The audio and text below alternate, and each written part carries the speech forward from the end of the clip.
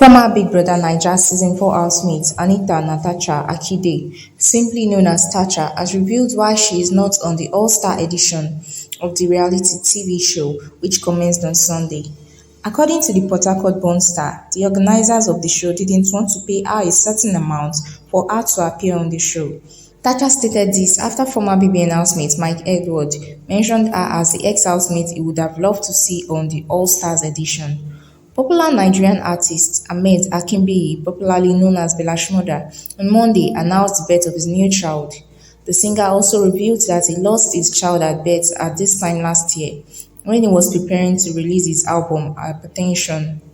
Announcing the arrival of his son on Twitter, the elated father said losing his child at birth in 2022 left him highly devastated. Famous singer and record label boss David Adeleke, popularly known as Davido, has finally deleted a short clip from the controversial video of his signing Lagos Olori's new single Jailo, which he shared on Twitter. Recall that the clip, which captured Muslims praying and dancing in front of a mosque, attracted nationwide criticisms, with many calling for the singer to delete the video and tender an apology to Muslims for disrespecting Islam. Who do you wish was on the Big Brother Naija All-Star show?